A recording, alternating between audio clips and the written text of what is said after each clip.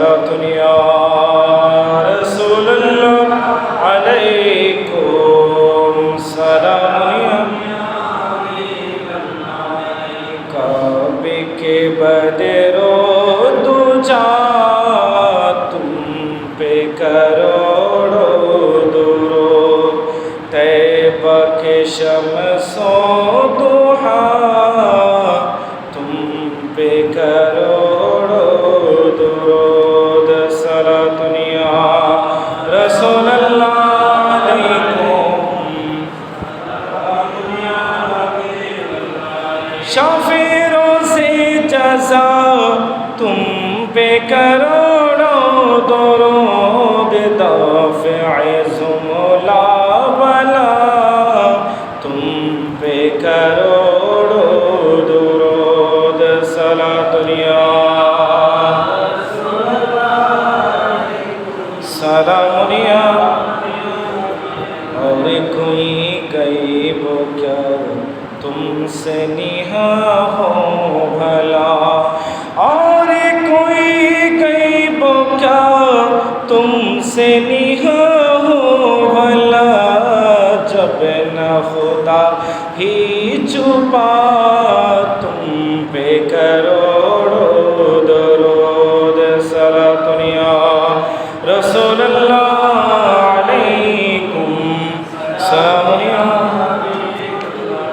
बिस्मिल्लाहिर्रहमानिर्रहीम वला तस्तविल हसनाति वला सय्य्यात सदक़ल्लाहुल मौलाना अज़ीम व सदक़ रसूलुहुन नबियुल हबीबुल करीम व नहनु अला ज़ालिका लमिनश शाहिदीन वश्शाकिरीन वल्हम्दुलिल्लाहि रब्बिल आलमीन रब्बि सल्लि व सल्लिम व बारिक अलैहि। सम्मानित उपस्थिति, सम्मानित मुसल्लियान किराम रहमानी व रहमकुमुल्लाह ताआला, अस्सलामु अलैकुम व रहमतुल्लाहि व बाराकातुहू। মহান আল্লাহর দরবারে লাখো কোটি শুকরিয়া জ্ঞাপন করছি যে আল্লাহ পাক রব্বুল আলামিন এই মহিমান্বিত মাস পবিত্র মুহররমুল হারাম শরীফের আজকের তৃতীয় জুমার নামাজ আদায়ের জন্য আমাদের সকলকে মসজিদে আসার বসার সুযোগ করে দিয়েছেন। সেই রব্বুল আলামিনের শুকরিয়াতে একটিবার বলি আলহামদুলিল্লাহ। সাথে সাথে লাখো কোটি দুরুদ ও সালামের হাদিয়া নাসরানা পেশ করছি দয়াল নবী কমলিওয়ালা নবী দো জাহানের বাদশা নবী রহমাতুল লিল আলামিন নবীর নূরানি কদম মুবারকে দয়াল নবী মদিনার জমিন থেকে আমাদের প্রত্যেকের দুরুদ ও সালামকে কবুল করুন, সকলে বলে আমিন। সাথে সাথে মাগফিরাত আর নাজাত কামনা করছি আমাদের যে সকল মুরব্বীরা আমাদেরকে ছেড়ে অন্ধকার কবরের বাসিন্দা হয়েছেন, রব্বুল আলামিন আজকের পবিত্র জুমার দিনের উসিলায় তাদের কবরগুলোকে জান্নাতের বাগান বানিয়ে দিন, সকলে বলে আমিন। সম্মানিত হাজিরিন, এই মাহে মুহররমুল হারাম শরীফ, এই মুহররম মাসের মধ্যে আল্লাহ পাক রব্বুল আলামিন যুগে যুগে যুগে যুগে যেমন অসংখ্য নবী রাসূলগণকে প্রেরণ করেছেন, পাঠিয়েছেন, প্রত্যেক নবী রাসূলদের উপরে আল্লাহ পাক রব্বুল আলামিন একটি নয় একটি পরীক্ষা দিয়েছেন। সেই পরীক্ষাতে উত্তীর্ণ হয়েছেন সকল নবীগণ এই মাসের মধ্যে, জোরে বলুন সুবহানাল্লাহ। এবং সবচাইতে হৃদয় বিতরক যে ঘটনাটি রয়েছে আমরা সকলেই জানি, যে ঘটনার নাম হচ্ছে ইয়ৌমে কারবালা। চিৎকার দিয়ে বলেন সুবহানাল্লাহ। এই ইয়ৌমে কারবালার মাধ্যমে আল্লাহ পাক রব্বুল আলামিন দুনিয়ার জমিনের মধ্যে ইসলামকে প্রতিষ্ঠা করেছেন। উচ্চ আওয়াজ দিয়ে বলে সুবহানাল্লাহ। হযরতে খাজা মুঈনুদ্দিন চিশতি আজমের সঞ্জরি রহমতুল্লাহ আলাইহি কত সুন্দর করে বলেন, শাহ আস্ত হোসাইন বাদশাহ আস্ত হোসাইন, দিন আস্ত হোসাইন দিনে পানা আস্ত হোসাইন, সর দাদে দা না দাদে दस्ते दर दस्त याजीद हक्का के बिना ला इलाहा अस्त हुसैन उच्च आवाज দিয়ে বলেন সুবহানাল্লাহ। খাজা মাঈনুদ্দিন চিশতি আজমিরি সিদ্দিক রাহমাতুল্লাহ আলাইহি বলেন হুসাইন শাহেনশাহ, হুসাইন বাদশাহ, জোরে বলেন সুবহানাল্লাহ। হুসাইন ধর্ম, হুসাইন দ্বীনের আশ্রয়স্থল। শির দিলেন তবুও হাত দিলেন না ইয়াজিদের হাতে। লা ইলাহা কালিমার বুনিয়াদ ইমাম হুসাইন প্রতিষ্ঠা করেছেন, জোরে বলুন সুবহানাল্লাহ। ইয়াজিদ লানাতুল্লাহি তাআলা ইয়াজিদ ইমাম হুসাইন রাদিয়াল্লাহু আনহুকে বললেন, হে হুসাইন, তোমার কাছ থেকে আমি দুইটি জিনিস চাইব, এই দুইটি জিনিস তোমাকে অবশ্যই আমাকে দিতে হবে। ইয়াজিদ বলতে লাগলেন, হে হুসাইন, তুমি নয়তো তোমার হাত দাও আর নয়তো তোমার মাথা দাও। এই কথা বলার পরে ইমাম হুসাইন রাদিয়াল্লাহু আনহু চিন্তা করলেন। আমরা স্বাভাবিকভাবে আমরা চিন্তা করি আমাদের কাছে যেই জিনিসের মূল্য কম সেটা আমাদের কাছে কেউ যদি চেয়ে থাকে, আমরা মানুষকে দিতে থাকি কোন জিনিসটা, যে জিনিসের মূল্য আমাদের কাছে কম ওই জিনিসটা আমরা মানুষকে দিয়ে থাকি। ইমাম হুসাইন চিন্তা করলেন সবচাইতে কম জিনিসটাকে, কম মূল্যের জিনিসটাকে। ইমাম হুসাইন রাদিয়াল্লাহু আনহু চিন্তা করলেন, আমার মাথা একজন মুসলমানের মাথা, আর আমার যে হাত রয়েছে এই হাতের মধ্যে 1,24,000 নবী রাসূলগণের দায়িত্ব এই হাতের মধ্যে রয়েছে। যারা যুগে যুগে ইসলাম প্রচার করেছেন তাদের দায়িত্বগুলো আমার হাতে রয়েছে। এই হাত হযরত ইব্রাহিম আলাইহিস সালাতু ওয়াস সালাম নমরুদের হাতে দেন নাই, এই হাত হযরত মূসা আলাইহিস সালাতু ওয়াস সালাম ফিরআউনের হাতে রাখেন নাই। এই হাত আমার রাসূল সাল্লাল্লাহু আলাইহি ওয়াসাল্লাম আবু জাহেল উতবা সাইবা কারো হাতে রাখেন নাই। কারণ কেননা এই হাত অনেক দামি, এই হাতের মধ্যে আল্লাহ রাব্বুল আলামিন ইসলামের দায়িত্ব দিয়ে দিয়েছেন। উচ্চ আওয়াজ দিয়ে বলেন সুবহানাল্লাহ। ইমাম হুসাইন রাদিয়াল্লাহু আনহু বললেন, আমার রাসূল যদি এই হাত আবু জাহেলের হাতে দিতে না পারে, আমার এই হাতের মধ্যে আল্লাহ রাব্বুল আলামিন অসংখ্য দায়িত্ব দিয়েছেন, তাহলে আমি কেমন করে তুমি ইয়াজিদের হাতে হাত রাখবো? তুমি তো একজন পাপিষ্ঠ, তুমি তো একজন জালিম, তুমি তো একজন মদখোর, তুমি তো নারী লোভী, আমি তোমার হাতে হাত দিতে পারবো না। ও ইয়াজিদ শুনে রাখো, আমি তোমার হাতে হাত রাখবো না। যদিও আমার মাথা দিতে হয়, আমি জীবিত থাকা অবস্থায় তুমি আমার মাথার মধ্যে হাত দিতে পারবে না। আমি যতক্ষণ পর্যন্ত আমার মাথা আমার গর্দানের সাথে থাকবে ততক্ষণ পর্যন্ত আমার মাথা তোমাকে দিব না। যদি আমার মাথা নিতে হয় তাহলে আমার গর্দান কেটে আমার মাথা নিতে হবে। চিৎকার দিয়ে বলেন সুবহানাল্লাহ। সালাতুন ইয়া রাসূলুল্লাহ, সালামুন ইয়া হাবিবাল্লাহ আলাইকুম।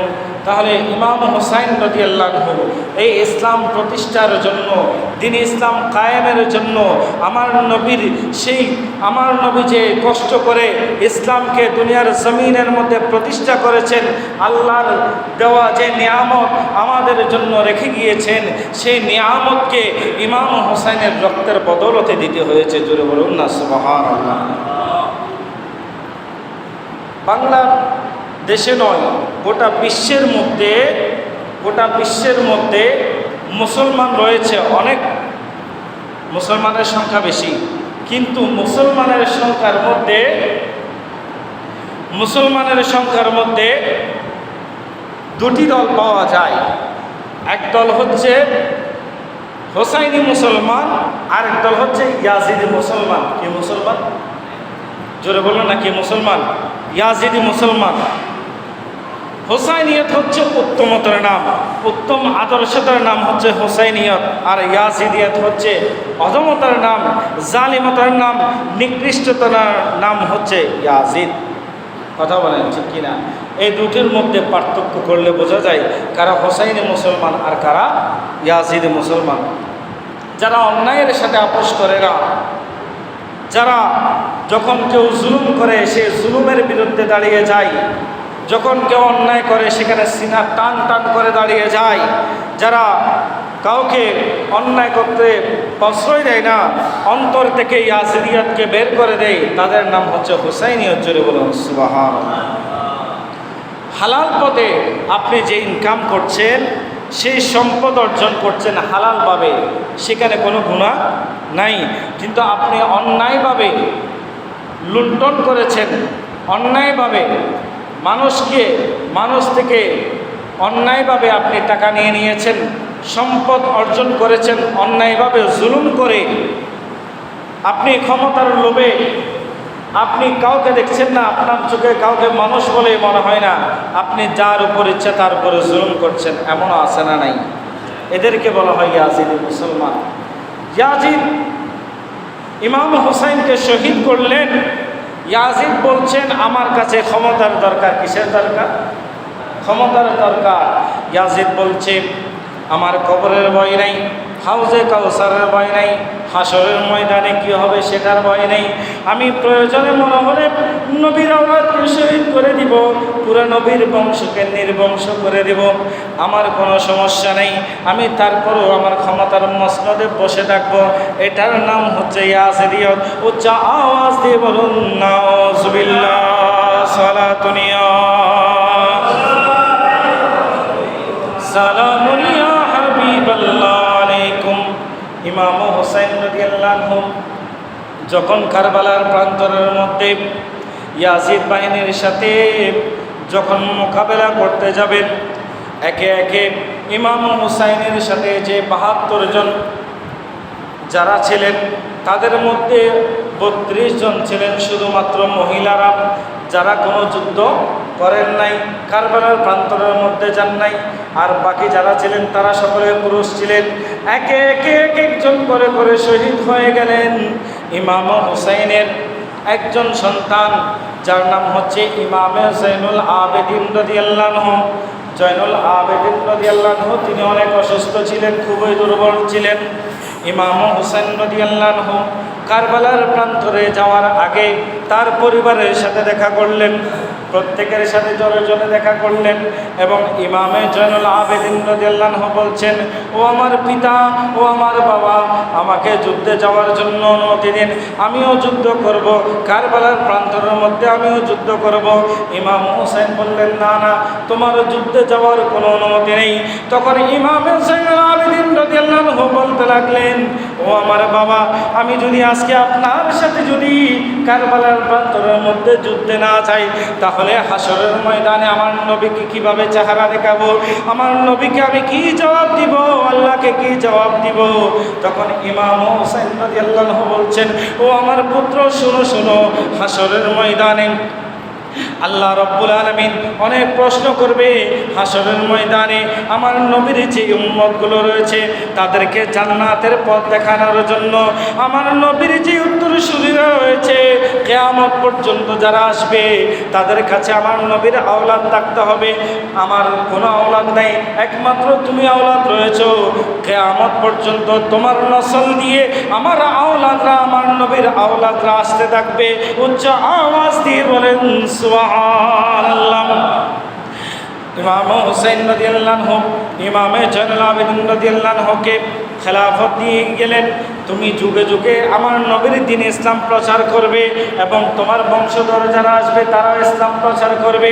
ইমাম হুসাইন পরিবারের সকলের সাথে সাক্ষাৎ করে ইমাম হুসাইন রাদিয়াল্লাহু আনহু কারবালার প্রান্তরের মধ্যে রওনা হলেন। ইমাম হুসাইন রাদিয়াল্লাহু আনহু কারবালার প্রান্তরের মধ্যে যখন ইয়াজিদ বাহিনী ইমাম হুসাইন রাদিয়াল্লাহু আনহুর সাথে যুদ্ধ লিপ্ত হবেন, তার আগে ইমাম হুসাইন রাদিয়াল্লাহু আনহু সেই কারবালার প্রান্তরের মধ্যে দাঁড়িয়ে ইয়াজিদ বাহিনীর সামনে ইমাম হুসাইন রাদিয়াল্লাহু আনহু একটি ভাষণ দিলেন। যে ভাষণের মধ্যে ইমাম হুসাইনের একটি প্রশ্ন ছিল, এখানের মধ্যে কি একজন মুসলমান নাই?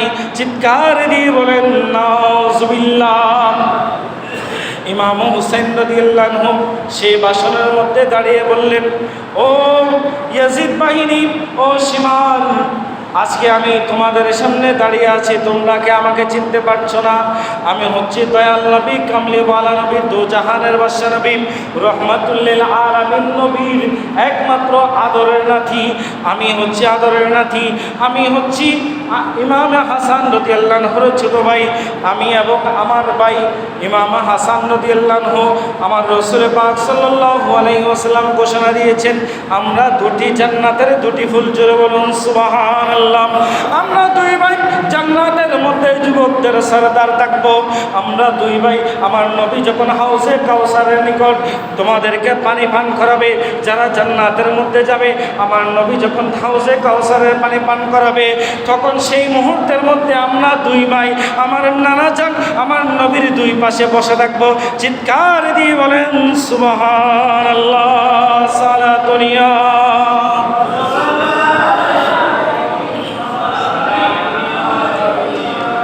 ইমাম হুসাইন বলতে লাগলেন, তোমরা আজকে আমার আওলাদদেরকে শহীদ করলাম, আমাকেও শহীদ করলাম। তোমাদের মধ্যে একজনও কি মুসলমান নাই যাদের অন্তরের মধ্যে আল্লাহর ভয় রয়েছে, যাদের অন্তরের মধ্যে নবীর মহব্বত রয়েছে, যারা হাউজে কাউসারের পানি আশা করো? তোমরা যে নবীর আওলাদদেরকে শহীদ করছো, তাহলে তোমরা কোন উদ্দেশ্যে তোমরা হাউজে কাউসারে পানি পাবে?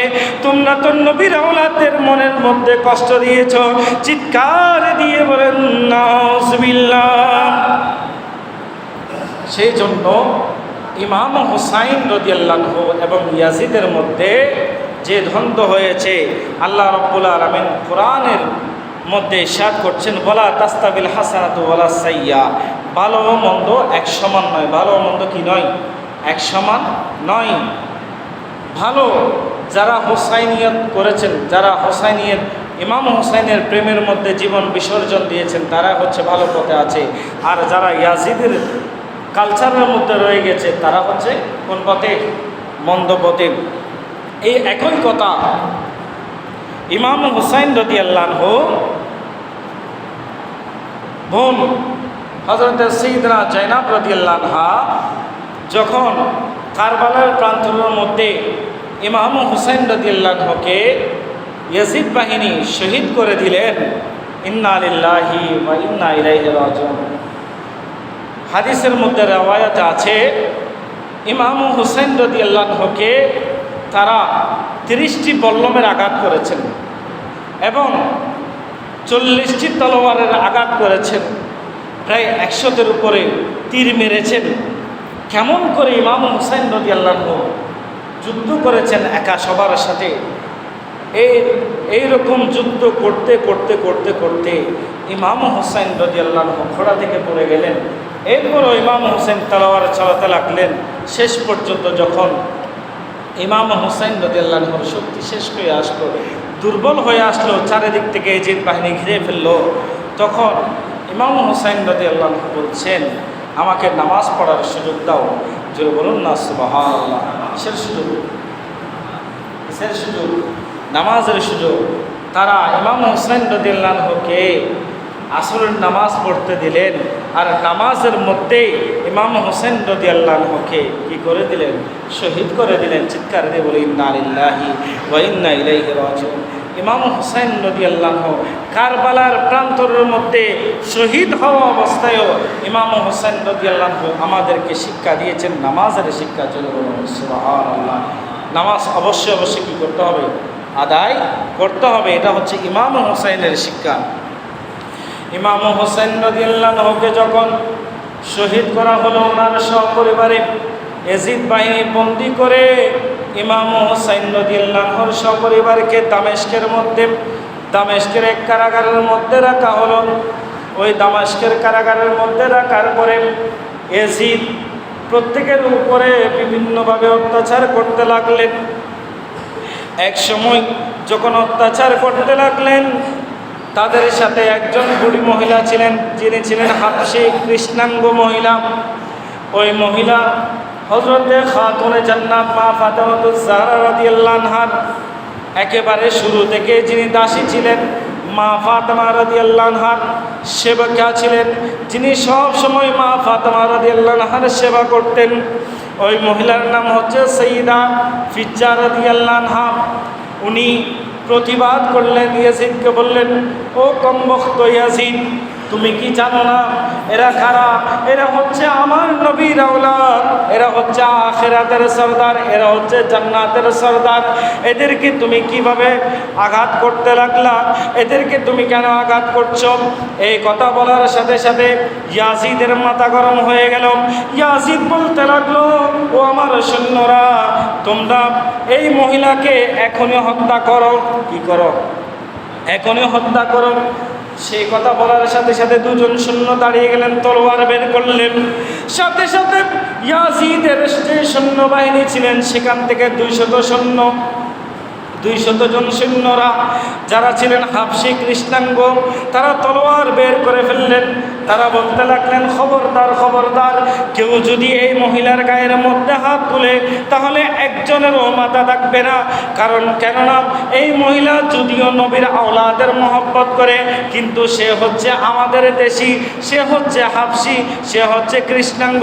যদি তার গায়ের উপরে হাত তোলা হয় তাহলে এখানে কারো মাথা থাকবে না। চিৎকার দিয়ে বলেন সুবহানাল্লাহ।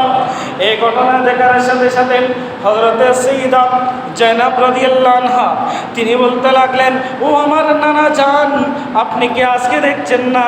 আপনি মদিনা শরীফ থেকে একবার তাকিয়ে দেখুন, আজকে আপনার আওলাদদেরকে যারা হত্যা করেছে, যারা আপনার আওলাদদের উপর অত্যাচার করছে, তাদের বিপক্ষে দাঁড়িয়েছে একজন হাবশী মহিলা, কৃষ্ণাঙ্গ মহিলা। আর তাকে বাঁচানোর জন্য এজিদের 200 জন সৈন্যরা দাঁড়িয়ে গিয়েছে। কিন্তু দেখেন, আজকে আপনার নবীর আওলাদদেরকে বাঁচানোর জন্য একজন মুসলমান নাই। চিৎকার দিয়ে বলেন নাউজুবিল্লাহ। একই কথা ইমাম হুসাইন কারবালার প্রান্তরে বলেছেন, এবং একই কথা ইমাম হুসাইন রাদিয়াল্লাহু আনহুর বোন হযরতে সাইয়্যিদা জায়নাব রাদিয়াল্লাহু আনহা বলেছেন, তোমাদের মধ্যে কি একজন মুসলমান নাই? তাহলে বোঝা যায় কারবালার প্রান্তরের মধ্যে ইমাম হুসাইনকে শহীদ করে তারাও নামাজ পড়েছে, যারা ইমাম হুসাইনকে শহীদ করেছেন তারাও নামাজ পড়েছেন। কথা বলেন ঠিক কিনা? তারাও মুসলমান, আমরাও মুসলমান। হুসাইনও মুসলমান ছিল, এজিদের মধ্যেও মুসলমান ছিল। তাহলে মুসলমানের ভিতরে পার্থক্য আছে না নাই? জোরে বলুন না, আছে না নাই? সেজন্য ইমাম হুসাইনের আদর্শ আমাদেরকে ধারণ করতে হবে, লালন করতে হবে। আমরা এজিদি কালচার পালন, বলেন না, এজিদ যখন ক্ষমতায় বসেছেন, এজিদ মদকে জায়েজ করে দিয়েছেন, সুদকে জায়েজ করে দিয়েছেন, অন্যায়ভাবে নারীদের উপরে হামলা করা জায়েজ করে দিয়েছেন, নারীদেরকে ভোগ বিলাসের পণ্য বানিয়ে দিয়েছেন। চিৎকার দিয়ে বলেন নাউজুবিল্লাহ। এগুলো হচ্ছে কাদের কালচার? ইয়াজিদের কালচার। আর হুসাইনের কালচার হচ্ছে আমার নবীর মুস্তাফার প্রেমে জান দিয়ে দেওয়া। চলো বলুন সুবহানাল্লাহ। সালাতুন ইয়া রাসূলুল্লাহ, সালামুন ইয়া হাবিবাল্লাহ আলাইকুম। অনেকে বলে ইমাম হুসাইন রাদিয়াল্লাহু আনহু কারবালার প্রান্তরের মধ্যে শহীদ হয়েছেন পানির অভাবে। কিসের অভাবে? পানির অভাবে। আর হযরতে খাজা মাঈনুদ্দিন চিশতি আজমিরী সঞ্জরি রাহমাতুল্লাহ আলাইহি বলেন, আমি হচ্ছি ইমাম হুসাইন রাদিয়াল্লাহু আনহুর একজন নগণ্য গোলাম। আমি হচ্ছে একজন নগণ্য গোলাম। আমি খাজা মাঈনুদ্দিন চিশতি আজমিরী সঞ্জরি রাহমাতুল্লাহ আলাইহি যদি কারবালার প্রান্তরের মধ্যে দাঁড়িয়ে দুটি টোকা দিয়ে একটি টোকা দেওয়ার সাথে সাথে কারবালার প্রান্তর থেকে অনেক পানি বের হয়ে আসবে। জোরে বলুন সুবহানাল্লাহ। খাজা মাঈনুদ্দিন চিশতি আজমিরী সঞ্জরি রাহমাতুল্লাহ আলাইহি যখন ভারতবর্ষের মধ্যে গেলেন, তখন তিনি আনা সাগরের পানি কিসের মধ্যে নিয়েছেন? আপনারা অনেকে জানেন কিসের মধ্যে নিয়েছেন? এক বদনার মধ্যে নিয়েছেন ওটা আনা সাগরের পানি। তাহলে আমার নবীর আওলাদরা সেদিন যদি আল্লাহর কাছে ফরিয়াদ করত, পানির অভাব হতো? জোরে বলুন না, পানির অভাব হতো। এটা আমাদেরকে ইমাম হুসাইন শিক্ষা দিলেন, বিপদের মধ্যেও ধৈর্য ধারণ করতে হবে। কি করতে হবে? জোরে বলুন না, কি করতে হবে? বিপদের মধ্যেও আমাদেরকে ধৈর্য ধারণ করতে হবে। বুখারী শরীফের হাদিস, বুখারী শরীফের মধ্যে এসেছে, রসুল পাক সাল্লাল্লাহু আলাইহি ওয়াসাল্লাম একদিন সাহাবায়ে কেরামদেরকে নিয়ে সফর করলেন। এখন মদিনা শরীফের মধ্যে আশেপাশে কোনো জায়গার মধ্যে পানি নেই, কি নাই, পানি নাই। সাহাবীরা ওযু গোসল কিছুই করতে পারছেন না। তখন সাহাবীরা আসলেন, বললেন, ইয়া রাসূলুল্লাহ, ইয়া হাবিবাল্লাহ, আমাদের কাছে সামান্য এক মগ পানি রয়েছে, আর কোনো পানি নাই। এখন আমরা ওযু গোসল কীভাবে করব? তখন আমার রসুল পাক সাল্লাল্লাহু আলাইহি ওয়াসাল্লাম বললেন, এই পানিখানা আমার কাছে নিয়ে আসো। তখন রসুল পাক সাল্লাল্লাহু আলাইহি ওয়াসাল্লাম ওই পানির মধ্যে দুটি আঙ্গুল দিলেন, আঙ্গুল দিয়ে চুবিয়ে দিলেন, এবং সাথে সাথে সেখান থেকে বের করে দেওয়ার সাথে সাথে আমার রসুলের আঙ্গুল মোবারক থেকে ঝর্ণার সহিত পানি বের হতে লাগলো। চিৎকার দিয়ে বলেন সুবহানাল্লাহ। এবং ওই পানি দিয়ে সাহাবায়ে কেরাম ওযু করলেন, গোসল করলেন, খাইলেন। এরপরও শেষ হচ্ছে না। এরপরে আমার রসুল যখন বললেন পানি থেমে যাও, তখন পানি থেমে গিয়েছে। জোরে বলুন সুবহানাল্লাহ। তাহলে যেই নবীর আঙ্গুলের ফোঁটা থেকে পানি বের করতে পারে, তাহলে সেই নবীর আওলাদ কারবালার প্রান্তরের মধ্যে নিজের রক্ত দিয়ে, নিজের জানকে কোরবান দিয়ে ইসলামকে জিন্দা করেছেন। তাহলে সেই নবীর আওলাদ চাইলে পানি পেতেন কি পেতেন না? জোরে বলুন না। এটা আমাদের জন্য শিক্ষা। আমাদেরকে বিপদের মধ্যে ধৈর্য ধারণ করতে হবে। কী করতে হবে? ধৈর্য ধারণ করতে হবে। নামাজ ছাড়া, জোর বলুন না, নামাজ ছাড়া যাবে না। ইমাম হুসাইনের শিক্ষা হচ্ছে ধৈর্য লাগবে, কি করতে হবে? নামাজও পড়তে হবে।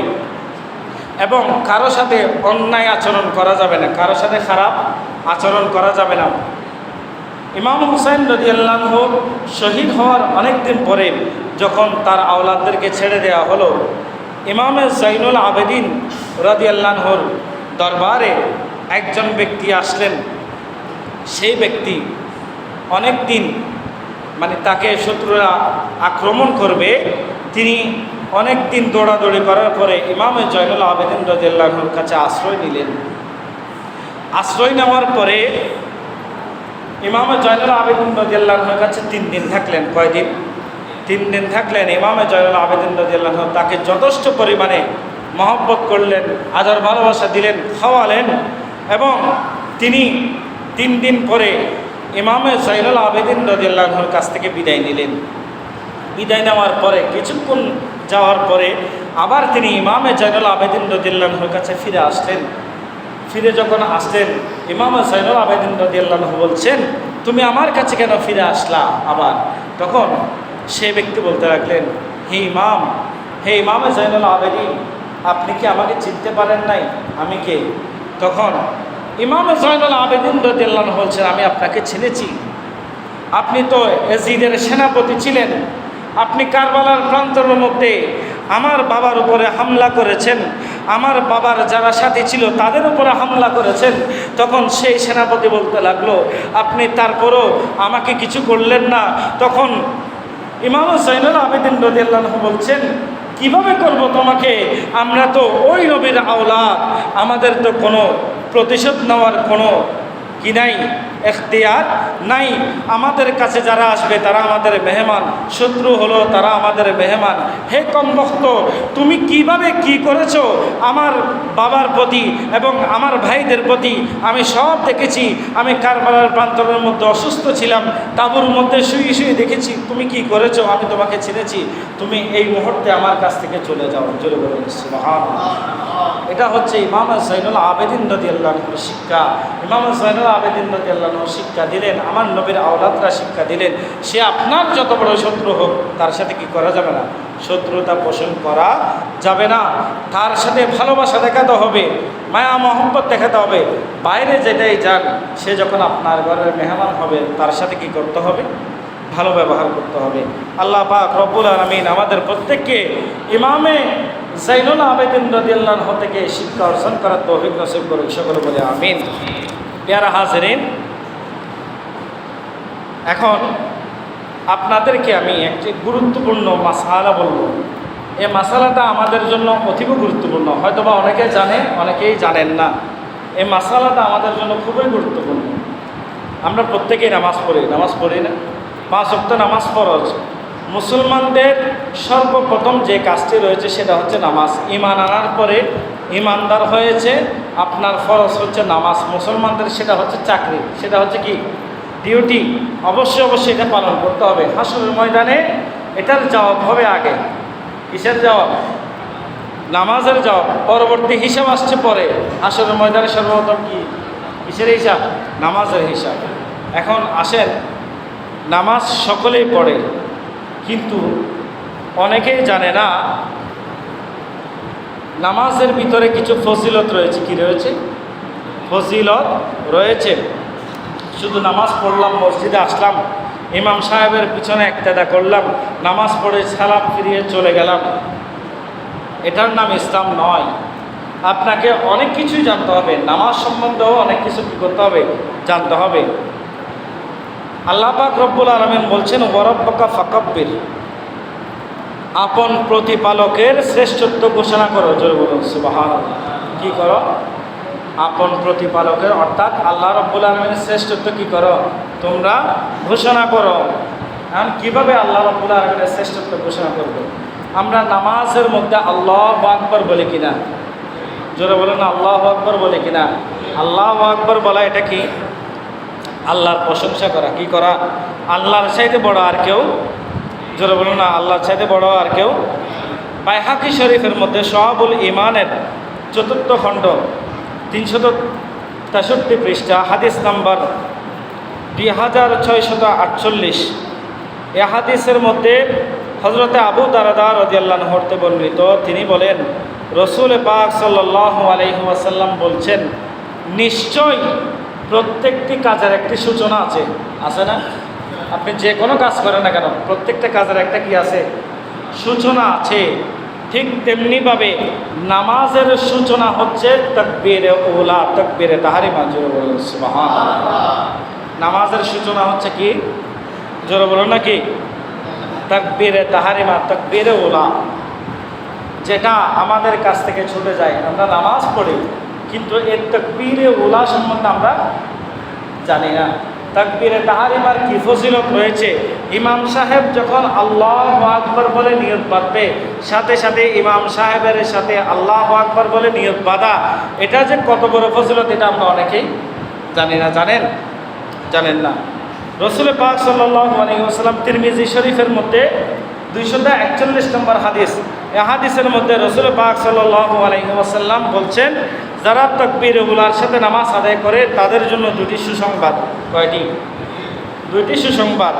যে ব্যক্তি 40 দিন একাধারে জামাত সহকারে তাকবীরে উলার সাথে নামাজ আদায় করবে, আল্লাহ পাক রব্বুল আলামিন তাকে দুটি মুক্তির দলিল দিল। এক নম্বর হচ্ছে আল্লাহ রাব্বুল আলামিন তাকে জাহান্নাম থেকে মুক্তি করে দিলেন। চলে বলেন সুবহানাল্লাহ। কয় দিন একাধারে? 40 দিন একাধারে জামাত সহকারে তাকবীরে উলার সাথে নামাজ পড়লে আল্লাহ রাব্বুল আলামিন ওই ব্যক্তিকে কি করে দিবেন? জাহান্নাম থেকে মুক্তি দিয়ে দিবেন। এবং আল্লাহ রাব্বুল আলামিন তাকে মুনাফিকি থেকে মুক্তি দিয়ে দিবেন। চলে বলুন না সুবহানাল্লাহ। সে ব্যক্তি কখনো কারোর সাথে মুনাফিকি করবে না। কি করবে না? মুনাফিকি করবে না। এটার সার্টিফিকেট দিবেন কে? জোরে বলুন না কে? আল্লাহ রাব্বুল আলামিন দিবেন। মুসান্নাফে আবু শাইবার মধ্যে প্রথম খণ্ড 232 নম্বর হাদিস, এই হাদিসের মধ্যে হযরতে আবু হুরায়রা রাদিয়াল্লাহু আনহু বলছেন, আমি যদি জানতাম যে কোনো ব্যক্তি তাকবীরে উলা পেয়ে গিয়েছে, তাকে আমি সাথে সাথে জান্নাতের সুসংবাদ দিয়ে দিতাম। জোরে বলুন সুবহানাল্লাহ। কিসের সুসংবাদ? জোরে বলুন না কিসের? জান্নাতের সুসংবাদ দিয়ে দিতেন। এবং বুখারী ও মুসলিম শরীফের মধ্যে হাদিস খানা এসেছে, কোনো ব্যক্তি যদি একাধারে 1 মাস, কয় মাস? জোরে বলুন না কয় মাস? 1 মাস ফজরের নামাজের জামাত সহকারে তাকবীরে উলার সাথে তাকবীরে তাহরিমা, ইমাম সাহেব যখন আল্লাহু আকবার বলবে, এই তাকবীরে উলার সাথে যদি কোনো ব্যক্তি একাধারে 1 মাস ফজরের নামাজ আদায় করে ইমাম সাহেবের পিছনে, আল্লাহ রাব্বুল আলামিন তার জন্য ফেরেশতা, কিছু ফেরেশতা নিযুক্ত করে দিবেন। ওই ফেরেশতারা তার জন্য দোয়া করতে থাকবে। জোরে বলুন সুবহানাল্লাহ। তাহলে যে ব্যক্তির জন্য ফেরেশতারা দোয়া করবে, তার আর কোনো ব্যক্তির দোয়ার দরকার আছে? ফেরেশতারা আমাদের মতো গুনাহগার? জোরে বলুন আমাদের মতো গুনাহগার? তারা নিষ্পাপ। তারা যদি দোয়া করে, দোয়া কি হয়ে যায়? কবুল হয়ে যায়। তাকবীরে উলা মিস না করার জন্য রাসূল পাক সাল্লাল্লাহু আলাইহি ওয়াসাল্লাম কঠোর গুরুত্ব দিয়েছেন। তার মধ্যে মুসান্নাফ আবু শায়বার মধ্যে একখানা হাদিস এসেছে, রাসূল পাক সাল্লাল্লাহু আলাইহি ওয়াসাল্লাম একজন ব্যক্তি প্রত্যেক দিন তাকবীরে উলার সাথে নামাজ পড়তো। একেবারে ইমাম সাহেব যখন তাকবীর বলতেন তখন তাকবীরে উলার সাথে নামাজ পড়তো। সেই ব্যক্তি একদিন আসতে দেরি করে ফেলল। রাসূল পাক সাল্লাল্লাহু আলাইহি ওয়াসাল্লাম তাকে খেয়াল করে বললেন, তুমি এসেছো দেরি করে, কিন্তু তুমি তো একটি সোনার পাহাড় হারিয়ে ফেলেছো। চিৎকার দিয়ে বললেন না নাউজুবিল্লাহ। এটা সোনার পাহাড় বলতে আমরা কি বোঝাই? সাধারণত আমি বলি, এই যে এখানের মধ্যে মাঝে মাঝে বিরিয়ানি আসে না, তবরক আসে না, তবরক আসে কিনা বলেন না? আসে। এখন তবরক দিচ্ছে দিচ্ছে দিচ্ছে দিচ্ছে, এখন হঠাৎ করে আপনি আসলেন, ওই মুহূর্তের মধ্যে যখন শেষ, তখন সবাই বলতেছে, একটু আগে আসলে তুমিও কি পাইতা, একটু আগে আসলে তুমিও কি পেতে। এই তবরক ঠিক তদ্রূপভাবে রাসূল পাক সাল্লাল্লাহু আলাইহি ওয়াসাল্লাম বলছেন, তুমি তাকবীর উলা হারিয়ে ফেলেছো, মানে তুমি একটি সোনার পাহাড় হারিয়ে ফেলেছো। জোরে বলুন না নাউজুবিল্লাহ। রাসূল পাক সাল্লাল্লাহু আলাইহি ওয়াসাল্লাম বলছেন, যে ব্যক্তি তাকবীর উলা পেল সে যেন নামাজের পূর্ণতা পেল। জোরে বলুন না সুবহানাল্লাহ। এখন আমাদের মধ্যে আমরা তো বিভিন্ন মানুষ বিভিন্ন কাজে কর্মের মধ্যে ব্যস্ত থাকে, আসতে দেরি হয়ে যায়, কিন্তু কিছু ব্যক্তি আছে যারা তাকবীর উলা পাবে অনেক আগে আসে, জামাতের অনেক আগে আসে। ইমাম সাহেব যখন আল্লাহু আকবার বলবে তখন যায় ফ্যানের সুইচ দেওয়ার জন্য, টুসটাস টুসটাস, ঠিক কিনা? আছে না নাই? রুকুতে চলে যাচ্ছে তারপরেও খবর নাই, ফ্যানের সুইচ দেয়। এমনও ব্যক্তি আছে না নাই?